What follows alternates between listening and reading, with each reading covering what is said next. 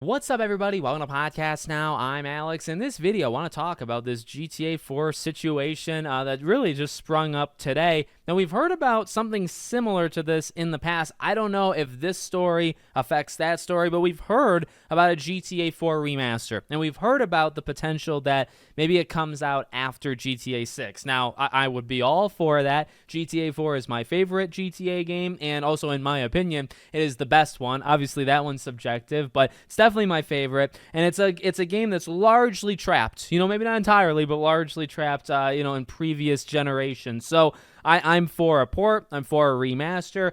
Port, so long as you do it in the right way. Red Dead definitely had its problems, and this one is being reported that it might be close to Red Dead. So we'll see how it goes, but it's definitely a prime candidate to come back in some way. So we have an insider who's pretty darn reliable in the circle that he finds himself in. I think a lot of people in the circle know of him, and Tez2, and he was asked, have you by chance heard anything about a potential GTA 4 remaster / port for modern gen consoles? And he said someone at Rockstar hinted at the 4 port, and by now it should have been gone up a year in development. We may end up seeing it drop later this year, and it's one more reason in addition to existing reasons the LCPP mod was taken down. If they still follow their plan laid out from the pandemic days, they'll do a Max Payne 3 port after 4, so that's an opportunity to do a bundle or a definitive edition. Max Payne 1 and 2 remakes and a Max Payne 3 port. Now, the Max Payne thing is almost completely separate, but equally wanted. I've been thinking specifically about Max Payne 3, really brought up a lot by, Remedy's doing 1 and 2 remake.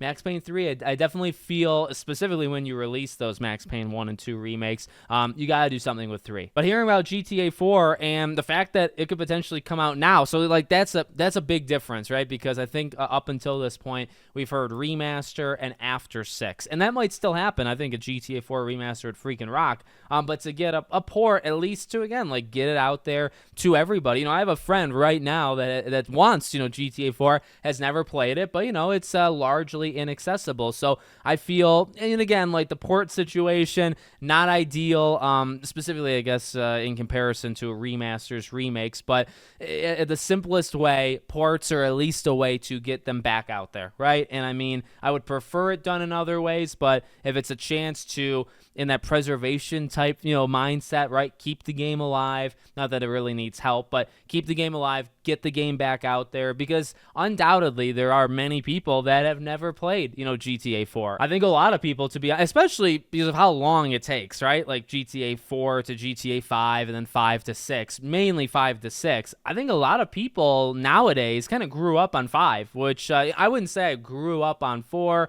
or really any of them, but I mean, 4 was the first one that I really played. And I did that probably as a 13, 14-year-old. So, I mean, that really was that was the game I think GTA 5 was to a lot of other people.